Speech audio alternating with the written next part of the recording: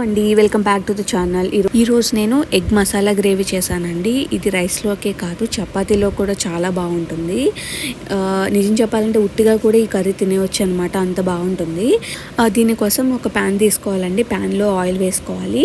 ఆయిల్లో కావాల్సిన ఉల్లిపాయ ముక్కలు వేసుకోవాలి, అలాగే కరివేపాకు వేసుకోవాలి. ఇవి బాగా ఫ్రై అయిపోవాలన్నమాట. ఆయిల్లో గోల్డెన్ బ్రౌన్ కలర్ వచ్చేంత వరకు ఫ్రై చేసుకోవాలి. ఫ్రై చేసుకున్న తర్వాత దీనిలో ఒక స్పూన్ అల్లం వెల్లుల్లి పేస్ట్ వేసేసుకోవాలండి. అల్లం వెల్లుల్లి పేస్ట్ కూడా వేసేసుకున్న తర్వాత మూత పెట్టుకుని చక్కగా మగ్గనివ్వాలి. మొత్తం ఆ ఉల్లిపాయలు అల్లం వెల్లుల్లి పేస్ట్ మొత్తం కూడా పచ్చివాసన పోయేంత వరకు కూడా మగ్గనివ్వాలన్నమాట.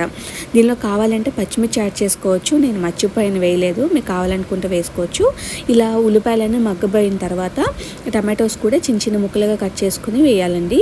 ఈ టమాటోస్ ఉల్లిపాయలు మొత్తం మగ్గిపోవాలన్నమాట. మూత పెట్టుకుని ఒక 5 నిమిషాలు కుక్ చేసుకోవాలండి. మొత్తం ఏమాత్రం పీసెస్ ఎక్కడా కనపడకుండా మొత్తం మగ్గిపోవాలి. లేదు అని అనుకుంటే మీకు పప్పు గుత్తి ఉంటుంది కదా, పప్పు గుత్తోటి మొత్తం మెదిమేసుకోవాలి ఇలాగా ముక్కలేమీ లేకుండా. సో నా దగ్గర ఏమీ లేదు, సో అందుకని గరిటెతోటే మొత్తం ఇలా మెత్తగా చేస్తున్నాను అనమాట. మెత్తగా అయిపోవాలి.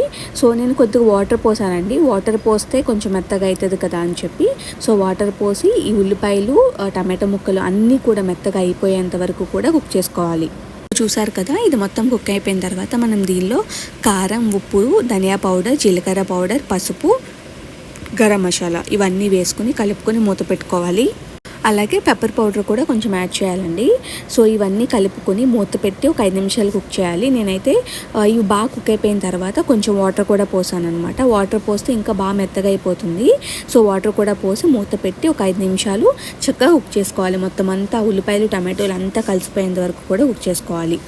ఇలా కుక్ అయిన తర్వాత మనం ఎగ్స్ ఉన్నాయి కదండి, ఆ ఎగ్స్ని ఉడకపెట్టిన ఎగ్స్ని పీల్ తీసుకుని 2 భాగాల కింద చేసుకుని ఇలా ఎగ్స్ అన్నిటినీ కూడా పేర్చుకోవాలన్నమాట. దానిపైన మనం కొత్తిమీర వేసేసుకుని మూత పెట్టుకుని ఇంకొక 5 నిమిషాలు మొత్తం ఆ ఎగ్కి ఆ పులుసు అంతా పట్టేంత వరకు కూడా మనం ఉడికించుకోవాలి. సో ఇలా 5 నిమిషాలు చేసిన తర్వాత ముక్కకి పడుతుందండి. అప్పుడు మనం జాగ్రత్తగా లోపల ఎల్లో వచ్చేసి ఊడకుండా మనం చాలా జాగ్రత్తగా కలుపుకోవాలన్నమాట. ఎక్కువ కలపవసరం లేదు, ఒక 5 సెకండ్స్ అలా కలిపితే సరిపోతుంది. అలా మూత పెట్టి ఉంచేస్తే కర్రీ అనేది దగ్గరికి వస్తుందండి. సో అంతే అండి, Emmy egg masala curry ready అయిపోయినట్టే. టేస్ట్ అయితే చాలా అంటే చాలా బాగుందండి. మనం చికెన్ మటన్స్ కన్నా సూపర్ ఉంది.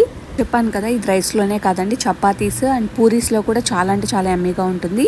ఈ రెసిపీ మీకు నచ్చిందని అనుకుంటున్నాను. మీకు నచ్చితే కనుక please subscribe the channel and thank you so much for watching the video. Subscribe చేసుకునే ముందు లైక్ చేయండి, షేర్ చేయండి, అలాగే కామెంట్ చేయండి మీకు ఎటువంటి రెసిపీస్ అయితే కావాలో.